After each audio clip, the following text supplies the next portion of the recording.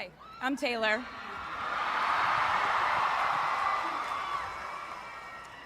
Last time I was in a stadium this size, I was dancing in heels and wearing a glittery leotard. This outfit is much more comfortable. I would like to say a huge thank you to NYU's Chairman of the Board of Trustees, Bill Berkeley, and all the trustees and members of the board, NYU's President Andrew Hamilton, Provost Catherine Fleming, and the faculty and alumni here today who have made this day possible. I feel so proud to share this day with my fellow honorees, Susan Hockfield and Felix Matos Rodriguez, who humble me with the ways they improve our world with their work.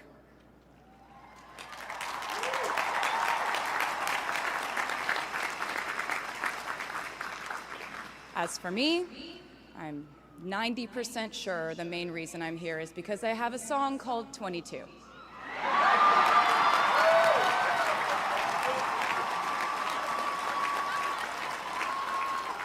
And let me just say, I am elated to be here with you today as we celebrate and graduate New York University's class of 2022.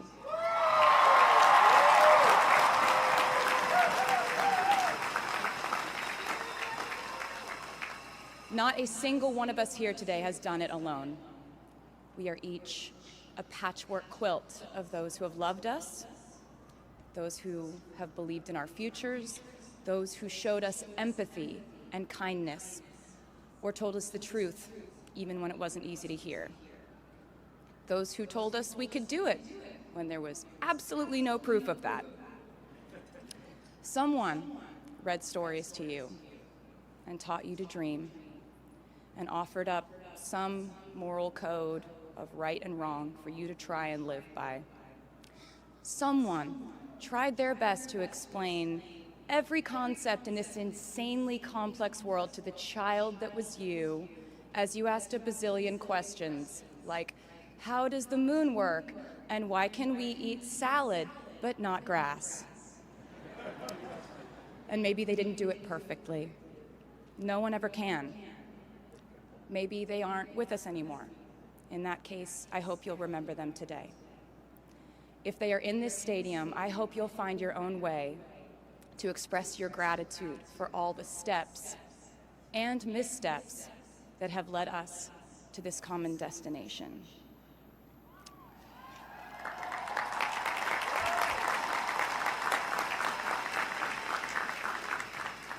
I know that words are supposed to be my thing, but I will never be able to find the words to thank my mom and dad, my brother Austin, for the sacrifices they made every day so I could go from singing in coffee houses to standing up here with you all today, because no words would ever be enough.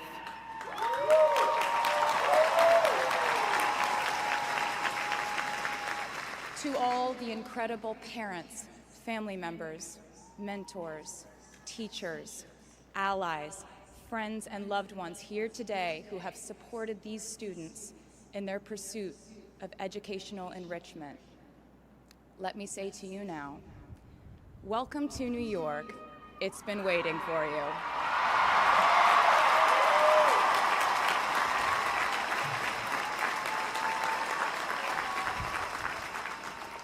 I'd like to thank NYU for making me, technically, on paper at least, a doctor.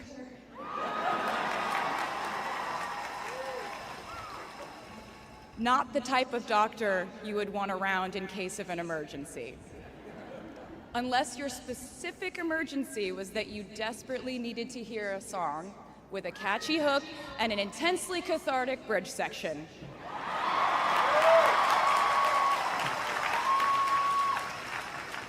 Or if your emergency was that you needed a person who can name over 50 breeds of cats in 1 minute. I never got to have a normal college experience, per se. I went to public high school until 10th grade, and then finished my education doing homeschool work on the floors of airport terminals. Then I went out on the road for radio tour, which sounds incredibly glamorous, but in reality, it consisted of a rental car, motels, and my mom and I pretending to have loud mother-daughter fights with each other during boarding so no one would want the empty seat between us on Southwest. As a kid, I always thought I would go away to college, imagining the posters I would hang on the wall of my freshman dorm. I even set the ending of my music video from my song Love Story at my fantasy imaginary college, where I meet a male model reading a book on the grass, and with one single glance, we realized we had been in love in our past lives. Which is exactly what you guys all experienced at some point in the last 4 years, right?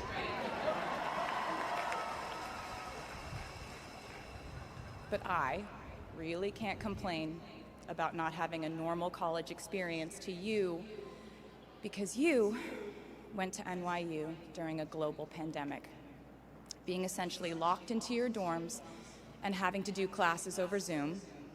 Everyone in college during normal times stresses about test scores, but on top of that, you also had to pass like 1,000 COVID tests.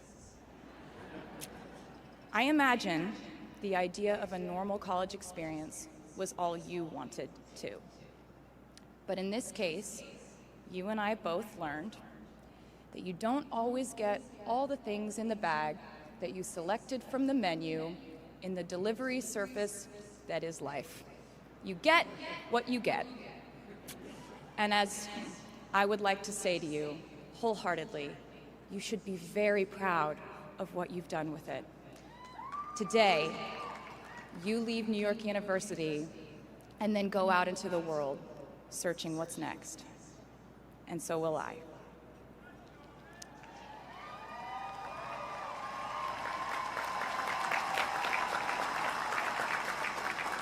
So as a rule, I try not to give anyone unsolicited advice unless they ask for it. I'll go into this more later. I guess I have been officially solicited in this situation to impart whatever wisdom I might have to tell you things that have helped me so far in my life. Please bear in mind that I in no way feel qualified to tell you what to do. You've worked and struggled and sacrificed and studied and dreamed your way here today. And so you know what you're doing. You'll do things differently than I did them, and for different reasons. So I won't tell you what to do, because no one likes that. I will, however, give you some life hacks I wish I knew when I was starting out my dreams of a career and navigating life, love, pressure, choices, shame, hope, and friendship. The first of which is, life can be heavy, especially if you try to carry it all at once. Part of growing up and moving into new chapters of your life is about catch and release.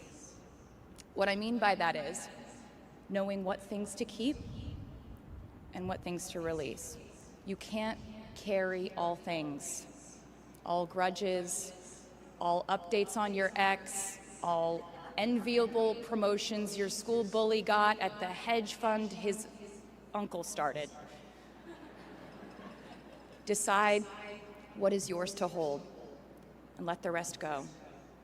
Oftentimes, the good things in your life are lighter anyway, so there's more room for them. One toxic relationship can outweigh so many wonderful, simple joys. You get to pick what your life has time and room for. Be discerning. Secondly, learn to live alongside cringe.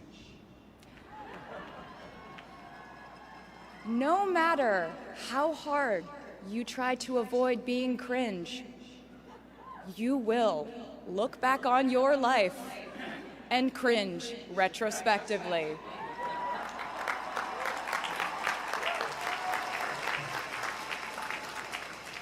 cringe is unavoidable over a lifetime. Even the term cringe might someday be deemed cringe.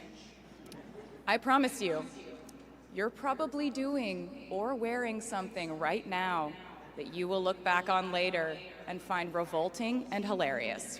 You can't avoid it, so don't try to. For example, I had a phase where, for the entirety of 2012, I dressed like a 1950s housewife. But you know what? I was having fun. Trends and phases are fun. Looking back and laughing is fun. And while we're talking about things that make us squirm but really shouldn't, I'd like to say I'm a big advocate for not hiding your enthusiasm for things.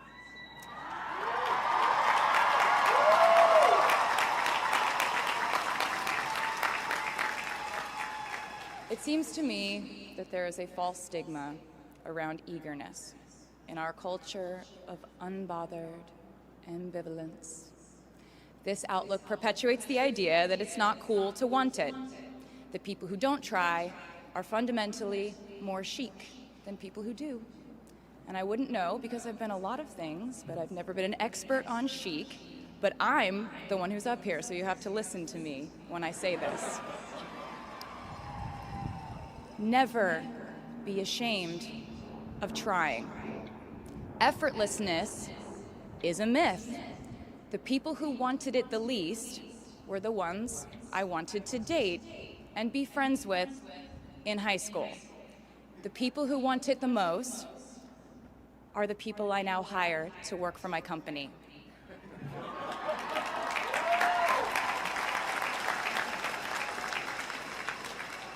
I started writing songs when I was 12, and since then, it's been the compass guiding my life, and in turn, my life guided my writing. Everything I do is just an extension of my writing, whether it's directing videos or a short film, creating the visuals for a tour, or standing on a stage performing. Everything is connected by my love of the craft, the thrill of working through ideas and narrowing them down and polishing it all up in the end, editing, waking up in the middle of the night, throwing out the old idea because you just thought of a newer, better one, or a plot device that ties the whole thing together. There's a reason they call it a hook. Sometimes a string of words just ensnares me, and I can't focus on anything until it's been recorded or written down. As a songwriter, I've never been able to sit still or stay in one creative place for too long. I've made and released 11 albums, and in the process, I've switched genre from country to pop to alternative to folk. And this might sound like a very songwriter-centric line of discussion, but in a way, I really do think we are all writers. And most of us write in a different voice for different situations. You write differently in your Instagram stories than you do your senior thesis. You send a different type of email to your boss than you do your best friend from home. We are all literary chameleons, and I think it's fascinating. It's just a continuation of the idea that we are so many things all the time. And I know it can be really overwhelming figuring out who to be and when, who you are now, and how to act in order to get where you want to go. I have some good news. It's totally up to you. I have some terrifying news. It's totally up to you. I said to you earlier that I don't ever offer advice unless someone asks me for it, and now I'll tell you why. As a person who started my very public career at the age of 15, it came with a price. And that price was years of unsolicited advice. Being the youngest person in every room for over a decade meant that I was constantly being issued warnings from older members of the music industry, media, interviewers, executives, and this advice often presented itself as thinly veiled warnings See, I was a teenager at a time when our society was absolutely obsessed with the idea of having perfect young female role models. It felt like every interview I did included slight barbs by the interviewer about me one day running off the rails. And that meant a different thing to every person who said it to me. So I became a young adult while being fed the message that if I didn't make any mistakes, all the children of America would grow up to be perfect angels. However, if I did slip up, the entire earth would fall off its axis, and it would be entirely my fault, and I would go to pop star jail forever and ever. It was all centered around the idea that mistakes equal failure, and ultimately the loss of any chance at a happy or rewarding life. This has not been my experience. My experience has been that my mistakes led to the best things in my life. And being embarrassed when you mess up, it's part of the human experience. Getting back up, dusting yourself off, and seeing who still wants to hang out with you afterward and laugh about it, that's a gift. The times I was told no, or wasn't included, wasn't chosen, didn't win, didn't make the cut. Looking back, it really feels like those moments were as important, if not more crucial, than the moments I was told yes. Not being invited to the parties and sleepovers in my hometown made me feel hopelessly lonely. But because I felt alone, I would sit in my room and write the songs that would get me a ticket somewhere else. Having label executives in Nashville tell me that only 35-year-old housewives listen to country music, and there was no place for a 13-year-old on their roster, made me cry in the car on the way home. But then I'd post my songs on my MySpace, and yes, MySpace. And I would message with other teenagers like me who loved country music, but just didn't have anyone singing from their perspective. Having journalists write in-depth, oftentimes critical pieces about who they perceived me to be made me feel like I was living in some weird simulation. But it also made me look inward to learn about who I actually am. Having the world treat my love life like a spectator sport in which I lose every single game was not a great way to date in my teens and 20s. But it taught me to protect my private life fiercely. Being publicly humiliated over and over again at a young age was excruciatingly painful, but it forced me to devalue the ridiculous notion of minute-by-minute, ever-fluctuating social relevance and likability.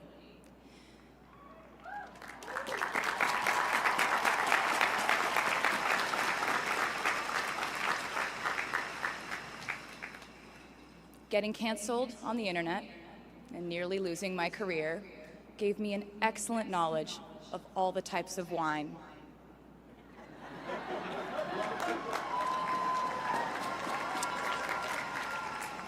I know I sound like a consummate optimist, but I'm really not. I lose perspective all the time. Sometimes everything just feels completely pointless. I know the pressure of living your life through the lens of perfectionism.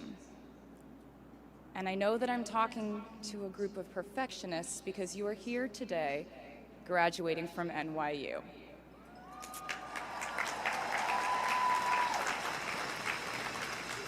So this might be hard for you to hear. In your life, you will inevitably misspeak, trust the wrong person, underreact, overreact, hurt the people who didn't deserve it, overthink, not think at all, self-sabotage, create a reality where only your experience exists, ruin perfectly good moments for yourself and others, deny any wrongdoing, not take the steps to make it right, feel very guilty, let the guilt eat at you, hit rock bottom, finally address the pain you caused, try to do better next time, rinse, repeat.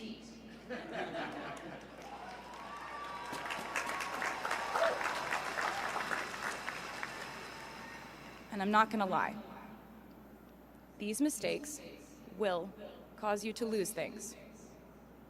I'm trying to tell you that losing things doesn't just mean losing. A lot of the time, when we lose things, we gain things too. Now you leave the structure and framework of school and chart your own path. Every choice you make leads to the next choice, which leads to the next, and I know it's hard to know which path to take. There will be times in life where you need to stand up for yourself, times when the right thing is actually to back down and apologize, times when the right thing is to fight, times when the right thing is to turn and run, times to hold on with all you have, and times to let go with grace. Sometimes the right thing to do is to throw out the old schools of thought in the name of progress and reform. Sometimes the right thing to do is to sit and listen to the wisdom of those who have come before us. How will you know what the right choice is in these crucial moments? You won't. How do I give advice to this many people about their life choices? I won't. The scary news is you're on your own now. But the cool news is you're on your own now.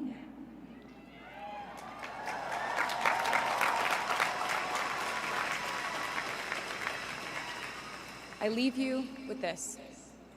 We are led by our gut instincts, our intuition, our desires and fears, our scars and our dreams. And you will screw it up sometimes. So will I. And when I do, you will most likely read about it on the internet. Anyway, hard things will happen to us. We will recover. We will learn from it. We will grow more resilient because of it. And as long as we are fortunate enough to be breathing, we will breathe in, breathe through, breathe deep, and breathe out. And I am a doctor now, so I know how breathing works. I hope you know how proud I am to share this day with you. We're doing this together, so let's just keep dancing like we're the class of 22.